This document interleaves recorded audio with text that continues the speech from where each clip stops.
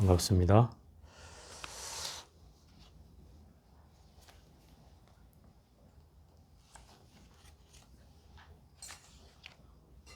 (32쪽에) 피십시오.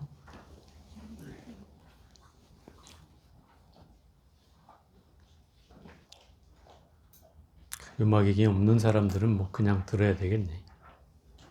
그냥 들으세요. 오늘은 이제 불도품 제8품을 할 차례인데요.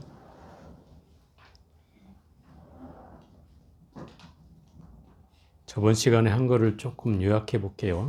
간단하게.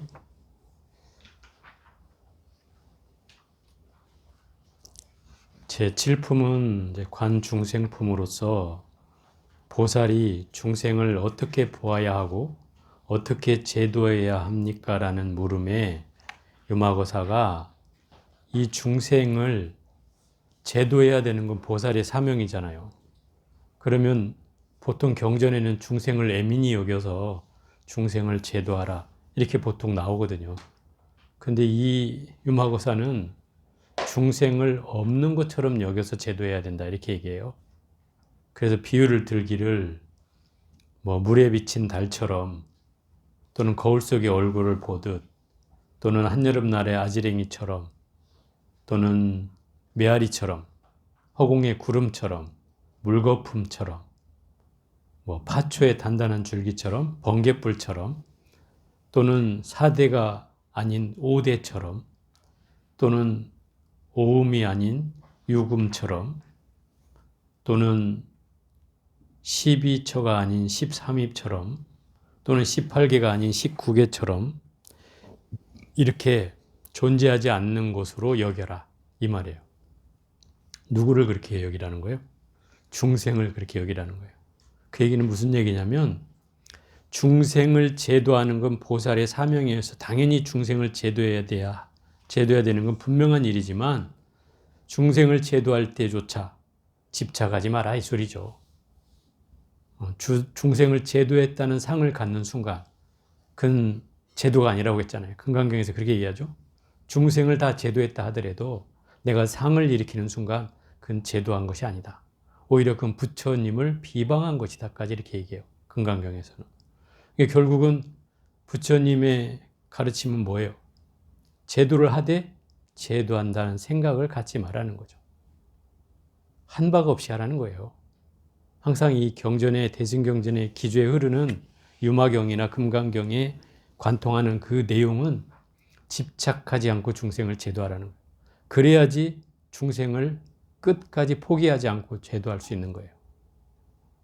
예를 들어서 뭐 관세음보살이나 또는 지장보살이나 이런 부처님들이 원력이 뭐예요? 관세음보살은 내 이름을 부르는 자에게는 어쨌든 바라는 바대로 이루어지겠다는 원력을 세우신 분이고 또 지장보살은 지옥문전 앞에서 이 지옥에 한 사람의 지옥의 중생이 남지 않을 때까지 한 사람도 없을 때까지 이 문 앞에 서서 지옥문에 들어오지 않기를 발언하겠다는 분이 지장보살이잖아요. 그러면 그 마음으로만 봐도 얼마나 절절한 거예요. 그죠? 그럼에도 불구하고 그 제도한다는 생각, 중생을 교화한다는 생각 이 자체가 없다는 거죠. 관세음보살이나 지장보살이나 어떤 보살이나 하더라도 그러니까 그런 생각을 갖지 않고 제도하기 때문에 시공을 초월할 수 있는 거고 또 당신이 깨달음을 얻는 그 순간까지 여기 사바세계 중생이 없어지는 날이 언제겠어요? 그런 날이 있을까요? 지옥문전에 지옥에 사람들이 사라진 날이 있을까요? 그건 내가 볼 때는 쉽지 않다고 생각해. 왜냐하면 부처님도 모든 중생을 다 제도하겠다고 해서 30몇 년이라는 시간, 40년, 40년이 넘고 45년을 설법을 했지만 다 구제가 됐냐 이 말이에요. 인도 사람조차 다 교화가 안 됐다 이 말이에요. 심지어 지금의 인도에 불교 인구가 한 5%? 10%도 안 돼요. 그것도 많이 늘은 거야. 1%에서. 1%에서. 또 힌두교가 거의 90%가 넘었는데 지금은 이제 한 50% 정도로 줄었어요. 왜냐하면 힌두교가 우리나라의 유교처럼 유교화되고 있어요. 힌두교가.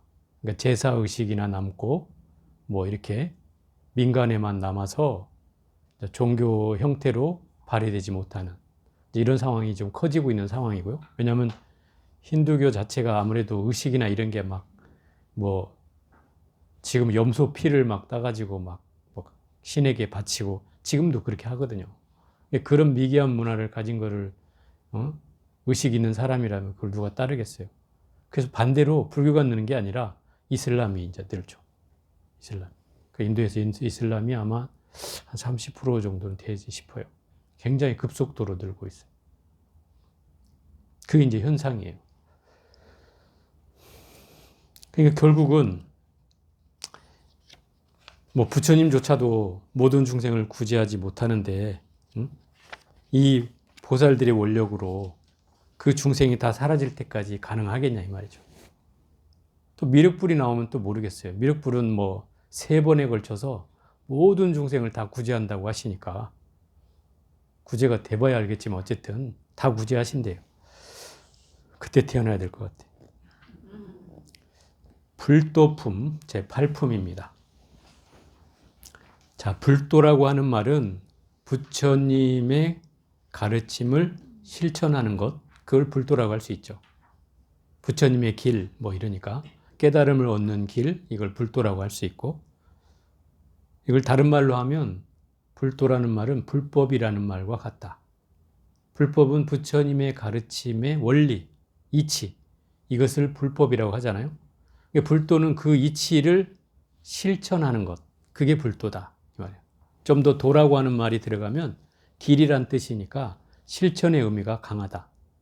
뭔가 길은 길인데 아닌 길도 있고 긴 길도 있듯이 그 길을 가는 것을 불도라고 한다. 이 도라는 말은 사실 그 도가에서 많이 쓰이는 말이고요. 그 불교에서는 이 도라는 말을 몇 군데 쓰긴 하죠. 예를 들어서 뭐 팔정도, 팔정도 하면 8가지의 그 실천 수행을 하는 바른 길, 그 팔정도.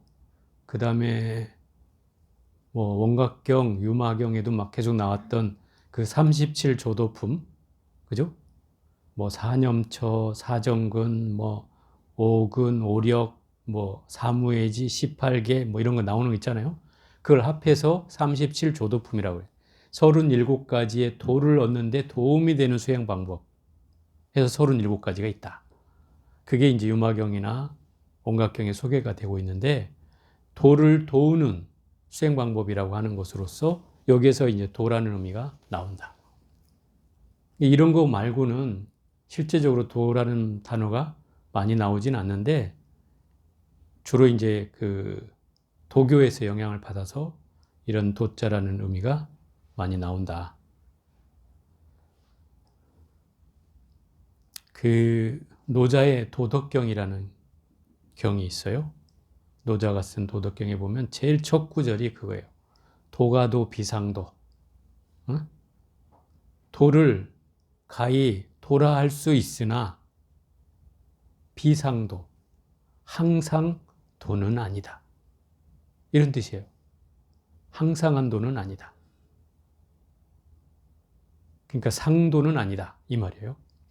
도는 도일 수 있으나 상도는 아니다는 말은 한번 잘 생각해 보면 도라고 하는 말은 절대적 진리가 아니다. 이런 뜻이에요. 도라고 쓸 때는 절대적인 진리가 아니다. 상도라는 것은 영원불멸한 도 이런 뜻이니까 그게 아니다는 거죠. 그러면 어떤 것도 도라고 할 수 있다. 이런 뜻이기도 해요. 갖다 붙이자면. 자, 여기를 한번 읽어가면서 볼게요. 그때 문수사리가 유마일에게 물었다. 보살은 어떻게 불도를 통달합니까? 그러니까 보살은 불도를 어떻게 깨닫느냐 이 말이에요. 부처님의 가르침을 어떻게 깨닫느냐 이렇게 물었어요.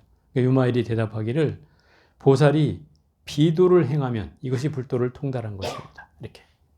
비도를 행하면 불도를 통달한 것이라는 거예요. 비도가 뭐냐 이 말이죠. 비도는 도가 아닌 걸 비도라고 하는 거예요. 도가 아닌 건 뭐예요? 도에 어긋난 걸 말하는 거죠. 도에 합치되지 않는 것. 그러면 도에 합치되지 않는 건 뭐예요? 잘못된 걸 행하는 거죠. 예를 들어 사람을 죽이는 게 도래. 그게 불법을 통달한 것이라고 한다면 여러분은 할 수 있겠어요? 사람을 죽이라면? 네? 못하겠죠. 또 거짓말을 하면서 이 도를 행하라면 하겠냐 이 말이에요. 뭐 거짓말은 표가 안 나니까 그럴 수는 있겠다 쳐요. 그러면 여기서 말하는 대로 내가 오무간죄를 지었어. 네? 오무간죄가 뭐예요? 5가지 무간지옥에 떨어지는 죄예요. 그걸 오무간죄라고 하는데 첫 번째가 살부, 아버지를 죽이는 것. 살모, 어머니를 죽이는 것. 이건 폐륜하죠. 그죠? 부모를 죽이는 것. 살아라한, 수행자를 죽이는 것. 4번째, 파화합승이라. 승가의 화합을 깨트리는 죄. 이게 4번째고. 5번째가 출혈불신이라고 해서 부처님 몸에 피를 내는 것. 이게 오무간죄예요. 한번 생각해 보세요. 마지막은 뭐 부처님을 안 만나면 지울 수 없는 거니까 그 빼고라도 이 4가지만 얘기한다 하더라도 이건 폐륜화적 행위예요. 그죠? 부모를 죽이고 수행자를 죽이고 또 화합을 깨트리는 승가의 화합을 깨트리는 사람이라면 폐륜이죠. 사회 속에서 지탄을 받는 사람이죠. 이런 사람이 어디 간다고요? 오무간죄 지옥에 떨어진다. 무간지옥에. 무간지옥이라는 게 뭐예요? 무간지옥은 사이가 없다는 지옥이에요. 틈이 없다는 거. 틈이 없는 게 무슨 틈이 없냐면 한 5가지 종류가 있는데 제 기억이 한 3가지밖에 안 나는데 첫 번째는 지옥의 크기가 한 40리 사방으로 그럼 약 사방으로 16km 정도 되는 곳에 통짜로 방이 있다고 쳐요. 16km. 높이가 16km, 가로가 16km. 통짜방이 있다고 쳐요. 여기에 내가 한 사람이 들어가잖아요. 지옥에 나밖에 없어. 그러면 이 지옥에 어떻게 되냐면 내 몸이 거기에 꽉 차는 거예요. 그게 틈이 없다는 게 그 말이에요. 무간지옥이에요. 그러니까 내가 몸을 움직일 수 있어 없어요? 없죠. 둘이 있으면 둘이 꽉 차고 10이 있으면 10이 꽉 차고 100명 있으면 100명이 꽉 차는 거야. 이게 무간지옥이에요. 그런데다가 고통을 쉴 새가 없어. 무간이 또 하나가 틈이 없는 게 고통을 쉴 새가 없어. 여러분 다른 지옥은 예? 예를 들어 발설지옥 혀를 잡아 빼가지고 뭘 또 해. 놀래네. 여러분 갔다 왔을 수도 있어. 발설지옥 혀를 잡아 빼가지고 지장에 나오잖아. 경설지옥은 혀를 잡아 빼서 밭을 가는 거야. 그게 경설지옥이야. 그 쟁기로 이 혀를 잡아 빼서 쫙 이렇게 갈아. 그러면 고통스러워 안 고통스러워? 으악 하고 소리 지르겠죠. 그러고 다시 기계가 제자리로 돌아오고 혀가 제자리로 들어가. 틈이 있어 없어? 틈이 있지. 들어가는 동안 틈이 있잖아. 그때 쉬는 거야. 한숨이라도 쉬고 그러고 있으면 또 딱 대기되면 또 다시 잡아 빼는 거야. 계속 이렇게 하는 게 경설지옥이에요. 그럼 다른 지옥은 틈이 있단 말이에요. 숨 쉴 틈이. 그래서 무간지옥이 아닌 거예요. 그리고 그 틈에 내가 공덕을 지을 수 있는 틈도 돼. 또 그 틈에 누군가가 공덕을 지어줘서 내가 빠져나갈 틈도 된다 이 말이야. 근데 무간지옥은 누가 공덕을 지어줘도 쉽지가 않아 이게. 그래서 오죽하면 목련존자가 어머니가 무간지옥에 떨어진 걸 아시고 자기 신통력으로 구제하러 들어갔으나 구제를 못하잖아. 못해 신통력으로도. 그래갖고 부처님한테 사정을 한단 말이에요. 부처님이시여 저희 어머니가 무간지옥에 떨어졌는데 어찌하면 어머니를 구할 수 있습니까? 이렇게 하자 뭐라 그래?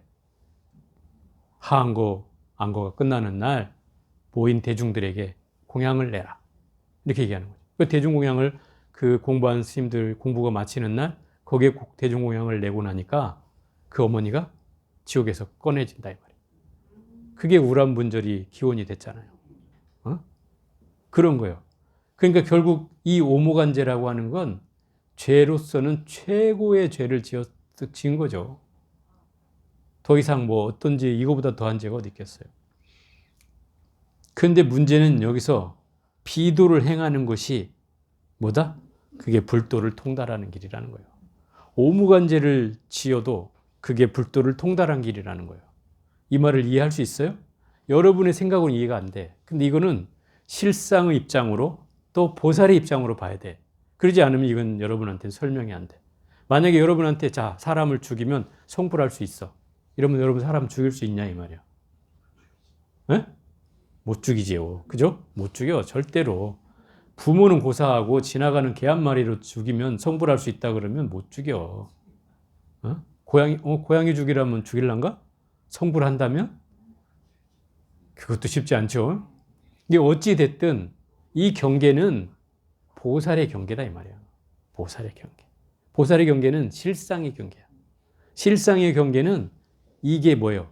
중생계와 그 실상이 둘이 아님을 얘기하는 거잖아요. 그러니까 결국 오무간죄를 짓는다는 것은 이렇게 얘기할 수 있는 거예요. 우리가 번뇌가 보리이고 중생이 부처이고, 그죠?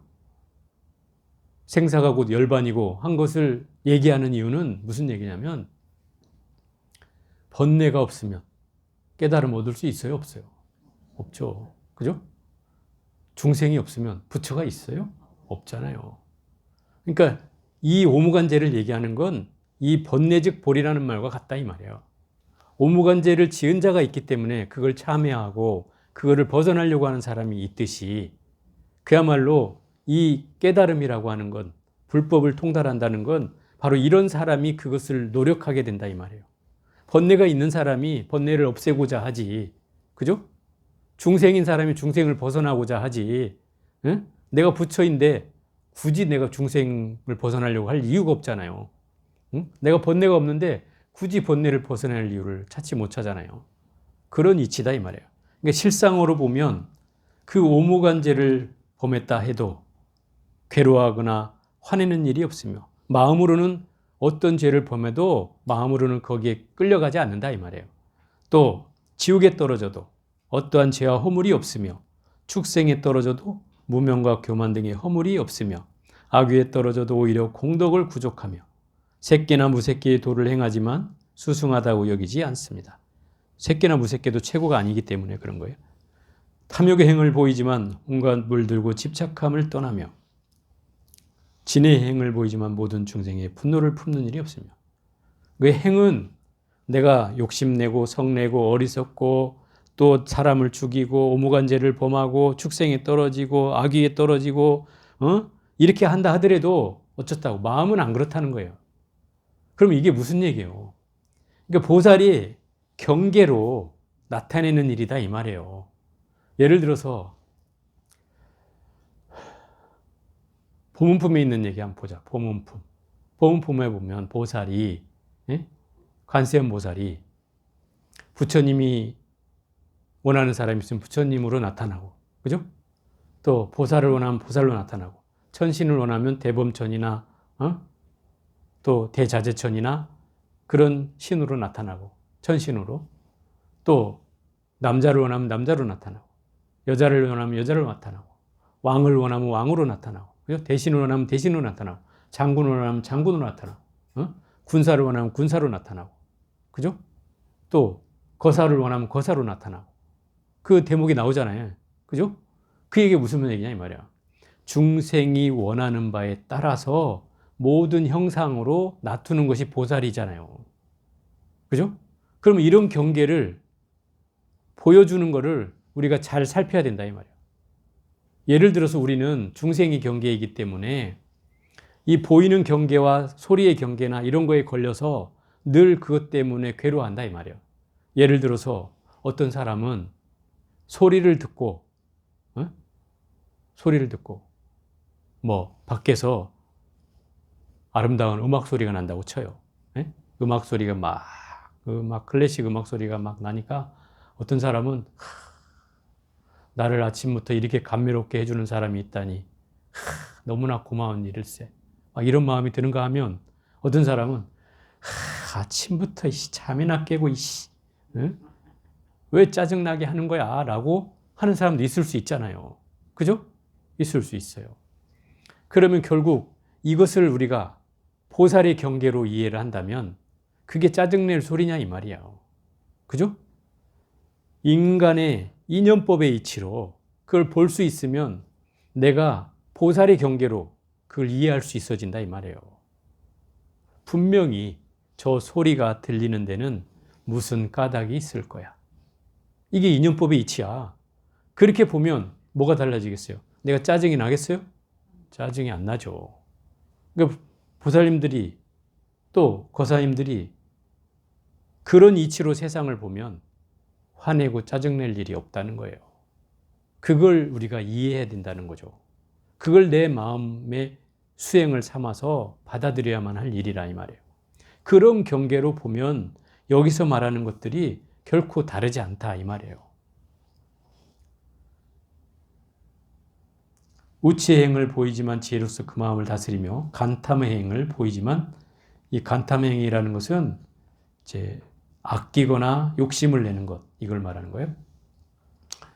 간탐의 행을 보이지만 안과 밖에 소유를 버려서 몸과 목숨을 아끼지 않으며 개를 파는 것 파괴를 보이지만 청정한 계율에 안주하고 내지는 아무리 작은 죄라도 오히려 큰 두려움을 품으며 분노의 행을 보이지만 언제나 자유롭게 인욕하며 게으른 행을 보이지만 부지런히 공덕을 닦으며 마음이 어지러운 행을 보이지만 마음은 언제나 선정을 닦으며 어리석음의 행을 보이지만 세관과 출세가는 지혜에 통달하며 아첨과 거짓의 행을 보이지만 훌륭한 방편으로 모든 경전의 뜻에 따르며 교만의 행을 보이지만 중생에는 마치 교량과 같으며 모험과 번뇌의 행을 보이지만 마음은 언제나 청정하며 마군 속으로 들어감을 보이지만 부처님이 지혜에 따를 뿐 다른 가르침에는 따르지 않으며 성문으로 들어감을 보이지만 중생을 위해 아직 들어가지 못한 법을 설하며 벽지불로 들어감을 보이지만 제자비를 성취하여 중생을 교화하며 빈공함에 들어감을 보이지만 보배로운 손이 있어 공덕이 다함이 없으며 불구자로 들어감을 보이지만 모든 상호를 갖추어 스스로를 장엄하며 이 내용들이 일관되게 흐르는 공통점이라고 하는 것은 설사 행위는 몸으로 보여주는 행위는 내가 오무간죄를 짓고 또 지옥에 떨어지고 악유도에 떨어지고 축생에 떨어지고 또 어리석음을 하고 성내고 탐내고 이런 행위를 하고 또한 파괴를 하고 이런 행을 어지럽고 어리석고 한 이런 행을 행하지만 마음은 어떻다는 거예요? 마음은 그렇지 않다는 거죠. 마음은 청정하다는 거죠. 그러면 이것은 무엇을 말하냐면 경계를 보여주는 거다 이 말이에요. 왜? 중생을 제도하게 한 방편으로 이런 행위를 하고 있다는 거예요. 이건 보살이니까 가능한 일이죠. 여러분들은 절대로 사람을 죽일 수 없잖아요. 심지어 모기 파리 한 마리 잡는 것도 묻는 분이 있어. 스님, 제가 모기를 잡아야 되는데 어찌할까요? 이런 사람이 있단 말이야.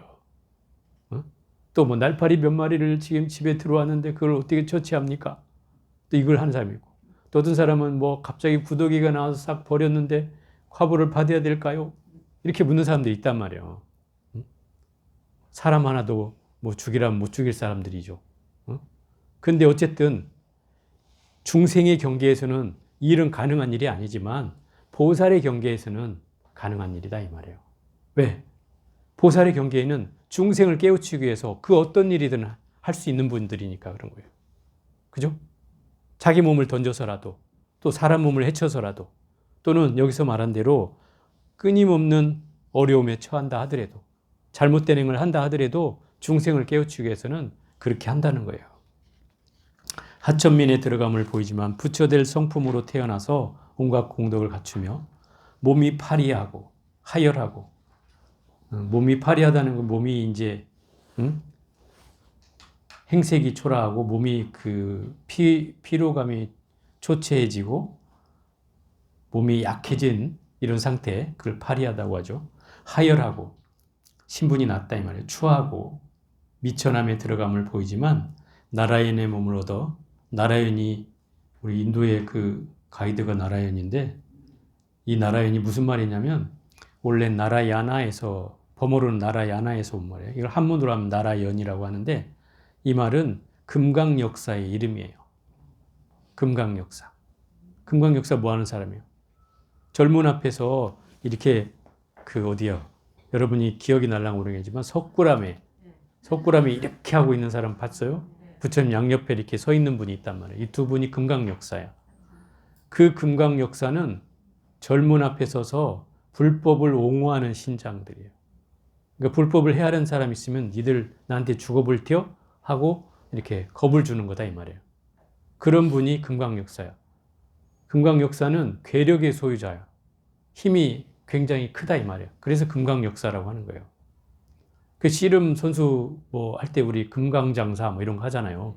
여기서 나온 말이다 이 말이에요. 금강역사에서.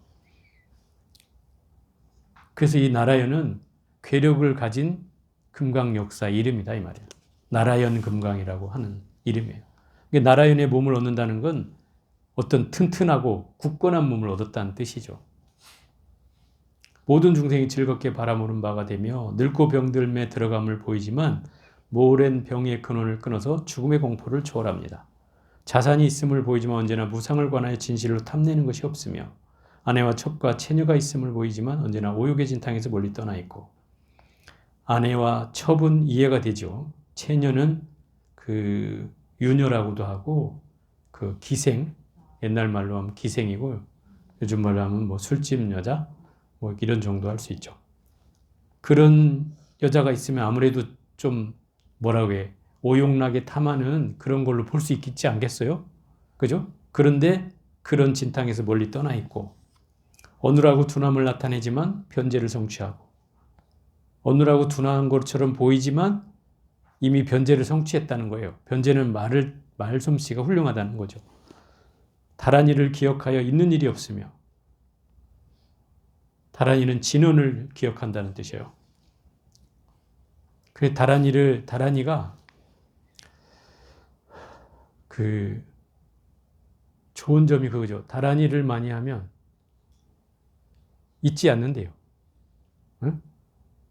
뭐 지장경에도 나오지만은 불망념지 그걸 얻는다 이런 거예요. 다란이를 많이 하면 다란이 자체가 총지라고 해서 모든 걸 가지고 있다 이런 뜻이거든요. 삿된 곳을 제도함을 보이지만 부처님의 정법으로 모든 중생을 제도하며 모든 도에 두루 빠져드는 것처럼 보이지만 그 인연을 끊으며 열반을 나타내지만 생사를 끊지 않습니다. 그러니까 중생을 제도하는 데 있어서 온 힘을 다하니까 마치 도에 빠진 것처럼 보이지만 실상은 보살은 도에 빠졌다 안 빠졌다? 빠지지 않았다는 말이죠. 걸리지 않는 거예요. 그래서 그 인연을 끊는다는 거예요. 거기에 빠질 것 같으면 그 인연을 끊으며 이런 뜻이고 열반을 나타내지만 생사를 끊지 않는다는 것은 열반에 들면 생사가 갈 필요가 없기 때문에 생사를 자연히 끊게 되는데 그렇다 하더라도 생사를 저절로 끊지는 않는다는 거예요. 그 얘기는 무슨 얘기냐면 생사윤회하는 걸 마다하지 않고 중생을 제도한다 이 소리예요. 내가 중생으로 태어나더라도 삶을 여러 번 태어난다 하더라도 중생을 제도하기 위해서 그것을 내가 마다하지 않고 중생을 태어난다는 거죠. 그게 생사를 끊지 않는 일이에요. 문수살이여 보살이 이같이 비도를 도가 아닌 것을 행해야 이것이 불도에 통달한 것입니다. 그때 유마일이 문수살이에게 물었다. 무엇이 열애의 종자라고 합니까? 열애의 씨앗이냐 이 말이에요. 열애가 될 수 있는 씨앗이 무엇이냐. 이 몸이 열애의 씨앗이고 무명과 생존의 욕망이 열애의 종자이며 탐욕과 성냄과 어리석음이 열애의 종자이며 사전도와 오개가 열애의 종자이며 유깁이 열애의 종자이며 칠식처가 열애의 종자이며 팔사법이 열애의 종자이며 군회처가 열애의 종자이며 십불선도가 열애의 종자이니. 자, 이 몸이 열애의 종자라는 말은 이해가 되죠. 무명과 생존의 욕망이 열애의 종자이며 탐욕과 성냄과 어리석음이 열애의 종자이며 여기까지 이해가 돼요. 사전도와 오개, 사전도는 네 가지를 잘못 보는 견해를 사전도라고 해요. 그러니까 열반사덕이라고 있어요. 열반사덕. 열반경에 나오는 네 가지 큰 덕이 있는데 그게 바로 상락아정이라는 거예요. 상락아정. 이 네 가지를 사덕이라고 표현하는데 이것을 잘못 보는 거를 사전도라고 하는 거예요. 실상으로 보면 원래 금강경에서는 무상을 얘기하고 있잖아요. 항상하지 않다. 재행무상이라고도 얘기하고. 그런데 이 열반경에서는 항상한 것이 있다. 이렇게 얘기해요. 실상의 세계에서 보면 항상한 게 있다. 그게 상의 세계예요. 그 다음에 또 실상의 세계를 보면 즐거움의 세계가 있다. 영원불멸한 즐거움이 있다. 이 말이에요. 근데 중생의 세계는 괴로움의 세계잖아요. 근데 실상으로 보면 부처의 세계에는 이 즐거운 세계가 있다는 거예요. 그 락이라는 세계가 있다. 그 다음에 우리는 나라고 할 게 없다고 얘기해서 무아라고 얘기하지만 이 실상의 경계를 보면 참나가 있다. 참나가 있다. 영원불멸한 참나가 있다. 그게 나의 주인공이다. 이렇게 얘기하고 있어요. 또 이 사바세계는 더럽고 오염되고 물든 세계지만 이 실상의 세계에서 보면 여기는 청정무구한 세계다. 이렇게 해서 이 세계, 실상의 세계에서 상락아정의 세계를 얘기하고 있다면 이것을 잘못 보는 것을 사전도라고 얘기하는 거예요. 또 오계라고 하는 말은 우리 원각경에서도 배웠어요. 탐욕, 진해, 우치, 도거, 의심. 기억나요? 탐에는 뭘로 전환하라? 자비로 전환하라. 진해는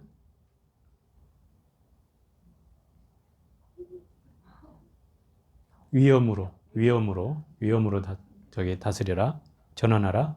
또 우치는 지혜로, 청정해, 지혜로 전환하라. 또 도거, 들뜨는 것은 뭘로 다스려라? 묘변으로 다스려라. 또 의심은 뭘로 다스려라? 전환하라. 의심은 굳건한 믿음으로 전환하라. 금강장과 같은 굳건한 믿음으로 전환하라. 이게 오계예요. 그럼 이게 번뇌를 일으키는 5가지 종류라는 뜻이에요. 중생에게는 근본이고 보살에게는 오계가 없겠죠. 근데 이 오계가 바로 열애의 종자다 이 말이에요. 곧 번뇌가 볼이다 이 말인 거예요. 그죠? 번뇌가 볼이다. 왜? 이게 있기 때문에 우리는 뭔가 이걸 없애기 위해서 노력할 거 아니냐 이 말이에요. 그래서 그게 열애의 종자가 된다 이 말이고, 육입이 뭐예요? 육입은 안이비설신의를 말해요. 육군. 그것을 육입이라고 해요. 눈, 귀, 코, 혀, 몸, 생각은 대상을 만나서 색성향, 미촉법을 만나서 분별하죠. 끊임없이. 그것 때문에 우리가 자꾸 오해하고 착각하고 좋아하고 싫어하고 옳고 그르고 선택하고 버리고 하는 경계를 끊임없이 일으키는 게 바로 그것 때문에 그래요. 그런 종자들이 있기 때문에 그게 열애의 종자다. 깨달음을 얻을 수 있기 때문에 칠식처라고 하는 말은 부처님이 깨닫고 나서 깨달음을 9단계로 나누는 걸 구차재정이라고 그래요. 구차재정. 그 얘기 무슨 얘기냐면 부처님이 수행의 단계를 초선부터 시작해가지고 구선까지 이거를 오르내리면서 수행을 정리하셨어요. 깨달음 얻고 나서. 보통 초선에서 사선까지를 색계사선이라고 해요. 색계사선. 그 다음에 무색계 삼처정이 있는데 그 공무변처정. 공무변처정. 공하여서 다음이 없는, 끝이 없는 경계를 터득하는 경계. 이게 공무변처. 식무변처. 인식으로서 다음이 없는 경계에 터득하는 경계. 또 무소유처정. 아무것도 소유할 바가 없는, 얻을 바가 없는 것을 터득하는 경계. 이걸 무소유처정이라고. 이 3처정을 바로 무색계의 3처정이라고 얘기하고, 이 2가지를 합쳐서 칠식처라고 한다.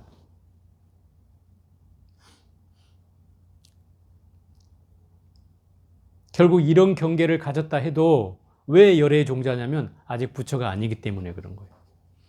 왜? 부처님은 9단계까지 갔다 이 말이에요. 지금 이 7단계만 얘기하고 있잖아요. 그래서 열애의 종자이며, 팔사법이라고 하는 것은 8개의 삿된 법인데 이건 팔정도를 반대로 하는 걸 말하는 거예요. 팔정도가 뭐예요? 바르게 보고, 바르게 말하고, 바르게 생각하고, 바르게 업을 짓고, 바르게 생활하며, 바르게 기억하고 바르게 정진하고 바르게 알아차리고 바르게 선정해 두는 것. 이게 8가지의 팔정도라면 팔사법은 어떻게 해요? 잘못하는 거죠. 잘못되게 보고 삿되게 말하고 삿되게 생각하고 삿되게 업을 짓고 이렇게 말하는 게 이제 팔사법이에요. 8가지 반대로. 또 군해처라고 하는 것은 9가지의 번뇌로운 곳이 있는데 부처님께서 평생 동안 일생 동안 사시면서 아주 곤란을 겪었던 9가지가 있어요. 곤란을 겪었던 9가지. 부처님이었어도 곤란을 겪을 때가 있었다 이 말이야.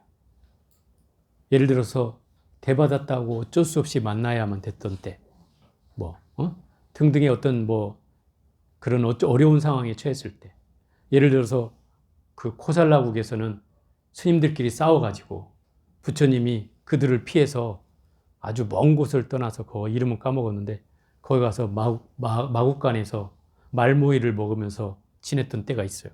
말모이를. 이때 안한존자가 피눈물을 흘리죠.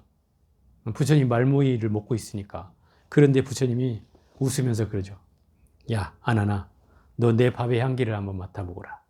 탁 향기를 맡는 순간 하늘의 향기가 막 나는 거예요. 그 말모인데, 거기에 이제 이 안하니 그 피눈물을 거두죠. 아, 이게 결국 부처님은 당신이 먹는 밥도 이렇게 달라지는구나. 내가 걱정할 문제가 아니구나. 이걸 깨닫게 되는 거죠. 자기 밥하고 달랐으니까. 자기가 똑같은 밥이었는데 어찌 됐든 그렇게 부처님이 아주 어려운 때가 있었어요. 9번이나. 그때를 군해처라고 하는 거예요. 그때조차도 열애의 종자이며 십불선도가 모두 종자이니. 십불선도는 뭐예요? 십선업이 그 십선도예요. 십선업이. 십선업은 뭐예요? 살생하지 않고 도둑질하지 않고 사음하지 않고 거짓말하지 않고 꾸며 말하지 않고 이간질하지 않고 험한 말하지 않고 탐내지 않고 성내지 않고 어리석지 않은 것. 이게 십선도예요. 그럼 십불선도는 이걸 반대로 하는 게 십불선도죠. 그러면 살생하고 도둑질하고 사음하고 거짓말하고 이간질하고 꾸며 말하고 험한 말하고 탐내고 성내고 어리석은 이런 죄업을 범하는 사람이 다 모두 열애의 종자이다. 요약해서 말한다면 62견이나 모든 번뇌가 다 부처의 종자입니다. 여기서 62견이라는 것은 모든 외도, 모든 사이비 교주들의 견해를 불교에서 망라해가지고 얘기할 때 대표적인 걸 육사외도, 그 다음에 62견, 그 다음에 또 300몇 견 또 이렇게 있어요. 경전에 대표적으로 나와요. 이게 견해가 그만큼 많다는 거죠. 자기를 주장하는, 자기 종교를 주장하는 견해가. 그 중에 이제 62견은 모든 외도의 견해를 총칭했다고 봐야죠. 그런 외도의 견해라 하더라도 뭐다? 그 번뇌가 다 부처의 종자입니다. 무엇을 말합니까? 만일 무의를 깨달아. 무의는 함이 없는 법을 깨닫는 거예요. 함이 없이 하는 법.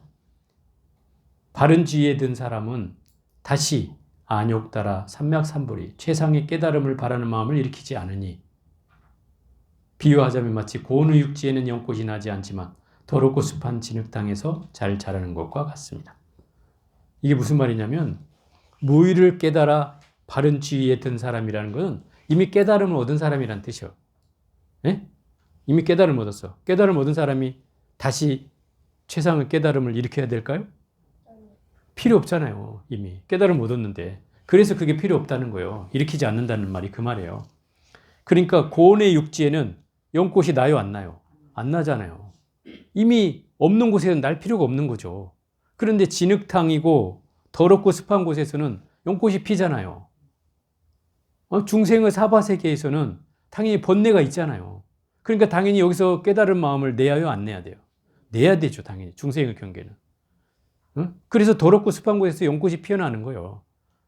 그 청정한 꽃이 피어나는 것은 중생의 사바세계에서 번뇌를 제거하면 이렇게 연꽃까지 청정한 삶이 주어진다는 뜻을 상징하는 거죠. 그래서 불교에 상징하는 꽃이 연꽃인 이유예요. 그게. 이와 같이 무의법을 깨달아 바른 지위에 든 사람은 끝내 다시는 불법을 일으킬 수 없으며 일으킬 필요가 없죠. 마음을 내지 않으니까. 번뇌의 진탕 속에 들어있는 중생만이 불법을 일으킬 수 있습니다. 왜? 그거를 벗어나려고 하니까 그거를 일으키게 되는 건 중생들만 일으키는 거죠.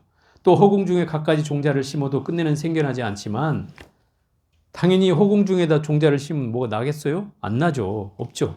그렇지만 거름동으로 기름진 땅에서 무성하게 자라는 것 같습니다. 이 거름동으로 기름진 땅은 바로 중생들이 사는 사바세계를 말하는 거예요. 이 땅에는 무엇을 줘도 잘 자라잖아요. 거기다 거름동을 준다고 쳐봐. 요즘은 이 거름동을 잘 안 쓰는데 불과 한 30년 전, 20, 30년 전만 해도 뭐 20, 30년 갈 것도 없고 시골에 가면 지금도 그런 사람들이 있어요. 아주 봄 되면 똥냄새가 진동을 해요. 마을에. 에? 소똥, 모똥 해가지고 그거 다 이렇게 삭혀놨다가 그거를 봄 되면 막 밭에 탁 뿌려가지고 그거 본 적 있어요? 그죠? 지나가다 보면 지금도 그래, 시골 가면. 그러니까 그게 뭐겠어요? 그런 거름똥을 주면 땅이 좋아진다는 거예요. 잘 자라고. 거기다가 심어봐. 잘 자라요. 뭐 호박이 안 된다고 그러면 똥 한 바가지 갖다 부었으면 잘 자랐어, 옛날에. 옛말에 그런 말이 있단 말이에요. 그러니까 결국 이 얘기는 중생의 사바세계는 이 거름똥이 훌륭한 거름이 된다 이 말이에요. 그렇지만 뭐 허공에다가 아무리 해봤던들 그 뭐가 자라겠어요? 그건 이제 보살의 경계에서는 아무것도 보이지 그 잘할 필요가 없고 이미 깨달음을 얻은 경계에서는 그게 필요가 없는 일이다 이 말이죠. 이와 같이 무의에 바른 지에 든 사람은 불법을 일으킬 수 없습니다. 악연을 수미상같이 일으키지만 더욱 최상에 깨달고자 하는 마음을 일으켜 불법을 이룹니다. 이게 결국 중생만이 나의 견해를 수없이 일으켜서 수미산만큼 일으킨다고 엄청나게 일으킨다는 거죠. 나의 견해. 그 나의 견해라는 게 뭐겠어요? 내가 주장하는 거죠. 내가 말하는 게 맞아. 옳다니까 하고 주장하는 거잖아요. 이런 게 많죠, 중생들은. 그래서 그거 갖고 싸우잖아요. 내가 맞다니까. 아니야, 내가 맞다니까. 이러고 또 싸우잖아. 그게 결국 별것도 아닌 것 같고, 그거 갖고 싸우고 있어. 그럼 나중에 또 막 멱살까지 잡고, 삿대질하고, 죽일 놈 살릴 놈 하고, 경찰서까지 간단 말이에요. 아무것도 아닌 일 가지고. 그게 중생이 어리석은 게 그런 거예요. 자기의 견해만 세우다가 결국은 그런 사람은 당연히 최상의 깨달음을 구해야 되죠. 번뇌가 있는 자는 보리를 구해야 하죠. 그죠? 당연히 중생은 부처가 돼야 하니까 그런 거예요. 그런데 부처도 아닌 사람이, 아니 중생도 아닌 사람이, 또는 번뇌도 없는 사람이 보리심을 일으킬 이유는 없다 이 말이에요. 이미 그 경계를 넘어갔으니까. 그래서 마땅히 알아야 합니다. 모든 번뇌가 열애의 종자입니다.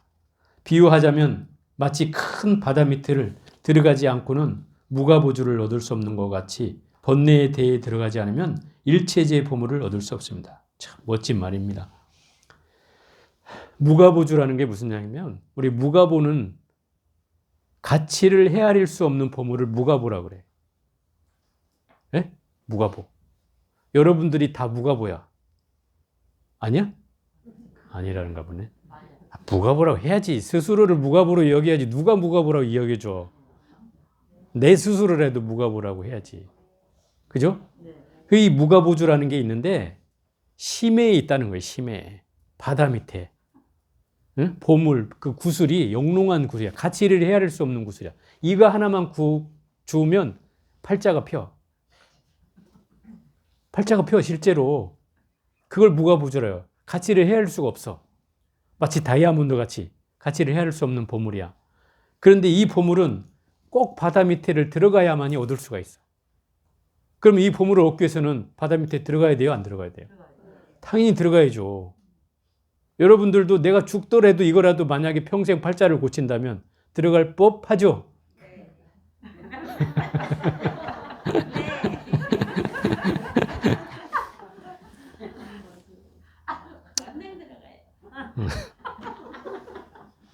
그러니까 번뇌를 없애라는 건 안 들어가도 이런 건 들어간다 이 말이지.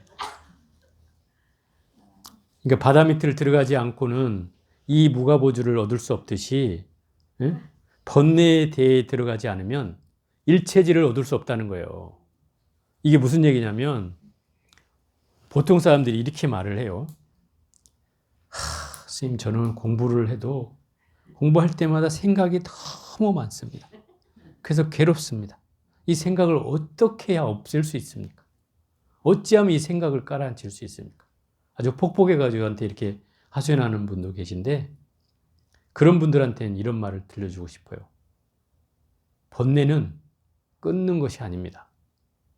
에? 우리 그 부처님이 하신 말씀 중에 이런 말이 있어요. 원종성 번뇌단. 종성할 때 하는 소리예요, 이게. 종성 띵 치면서. 문종성 번뇌. 문종성 번뇌단 띵 치면서 하는 게 있어요. 그때 뭐냐면 이 종소리를 듣고 모든 번뇌를 끊어라. 사바세계 모든 중생들에게 발언하는 거예요. 이런 말도 있고, 또 여러분 잘 아는 사홍서원에 번뇌무진 서원단. 그죠? 번뇌를 다 끊으오리다 하잖아. 맨날 노래는 잘 돼. 근데 끊는다는 거잖아요. 그럼 번뇌를 부처님도 끊으라고 했으니 끊어야 되는 거 아닌가? 이렇게 생각할 수 있어요. 경전에도 이렇게 나오니까. 그런데 저는 이걸 끊는다고 해석하면 이건 잘못되는 것 같아요. 번뇌는 끊을 수가 없어요. 만약에 끊을 수 있다면 저는 그건 거짓말이라고 생각해요. 이건 있을 수 없는 일이에요. 그럼 어떻게 할 수 있느냐? 번뇌는 제어할 수는 있어요. 제어할 수는 있지만 끊을 수는 없어요. 그러면 일체질을 얻으려면 여기서 말한 대로 번뇌에 대해 들어가라 이 말이에요. 번뇌가 일어나는 큰 바다에 들어가라. 이 말이 무슨 말이에요? 번뇌를 직접 맞서라 이 말이에요. 도망가지 말고 번뇌를 피하려고 하지 말고 번뇌를 직접 맞서라. 그러면 한 가지 힌트를 줘볼게요. 여러분들이 정진하다가 이런 사람 있어 막 정진하고 있다가 갑자기 생각 좀 제발 좀 안 일어났으면 좋겠어. 내가 말을 대신하는 거야. 막 이렇게 하고 정진한 사람이 있어. 그러면 그 생각이 그렇게 한다고 생각이 없어지지 않는다 이 말이야. 그렇게 해서 없어진다면 내 코를 비워버리지 그냥. 다. 근데 그렇게 갖고는 절대 생각이 안 없어져요. 생각은 어떻게 없어지요? 그 생각이 다한 자리가 되면 생각은 없어져요. 저절로. 그래서 제가 이런 말을 드리고 싶어. 생각이 많을 땐 생각과 함께 춤춰라. 응? 생각과 함께 흐르는 거라. 마치 우리가 바닷물이 흘러가는 걸 보듯이, 강물이 흘러가는 걸 보듯이 생각의 파고에 내 몸을 맡겨라. 응? 이게 무슨 얘기예요? 생각이 휩쓸리라는 뜻이 아니고 생각을 지켜보라는 뜻이에요. 지켜보면서 같이 가라. 이런 생각을 하면서 가는구나 이렇게. 그러면 마음이 괴로워 안 괴로워? 안 괴롭죠. 그죠? 안 괴로워. 그러면 그러다가 좀 잠잠해지면 다시 정진하면 돼. 제가 요새 이제 이런 방법을 써요. 하도 생각이 많으니까 저도 막 짜증이 나고 머리를 쥐어뜯고 싶고 이 생각을 어떻게든 없애버리고 싶어서 더 집중해보고 해보지만 안 될 때는 이제 방법이 생각났어. 나를 괴롭히지 말자. 그래서 생각과 함께 흘러가라. 그리고 생각 망상을 하면 같이 망상을 떨어져. 에? 그래도 어느 순간 되면 저는 여러분들은 이렇게 하면 안 돼. 왜냐하면 저는 그나마 좀 시간이 있으니까 이렇게 하는 거야. 근데 여러분 바쁘잖아. 바쁜 사람 못해. 저는 앉아서 그렇게 할 시간이 여유가 있어서 같이 흘러가는 거야. 그러다 좀 생각이 쉬워지면 그때 또 집중해서 정진하고, 그러다 또 생각이 나면 또 맡겨서 또 흘러가고, 그러다 좀 잠잠해지면 그때 또 앉아서 정진하고. 요새 이렇게 정진을 해요. 그래서 스스로를 좀 복달되지 않는다 이 말이에요. 괴롭히지 않고 좀 더 스스로를 좀 다스려가면서 이렇게 하니까 좀 나은 것 같아요. 조금. 그게 결국은 무슨 얘기냐면 번뇌의 바다에 들어가지 않으면 깨달음을 얻을 수 없다. 이렇게 이해해야 된다 이 말이에요. 네? 그 얘기는 여러분들이 잘 알아야 되는 거 이거예요. 요체예요. 오늘 아마 성도절 맞이 소참 본문에도 아마 이 내용을 섞어서 얘기를 하게 될 텐데 짤막하게 일단만 보여줘요. 오늘 성도절 맞이니까 일단만. 뭐냐면 까먹었나? 갑자기 생각이 안 날라 하네.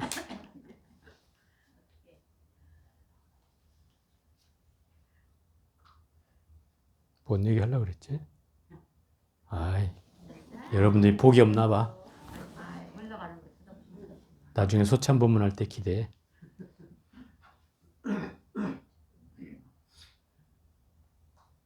어쨌든 이 번뇌에 대해 들어가지 않으면 일체지의 보물을 얻을 수 없습니다. 응? 깨달음을 얻을 수 없다 이 소리야. 그러니까 번뇌에 내가 맞서야 된다 이 말이에요. 응? 번뇌에 맞서야 돼.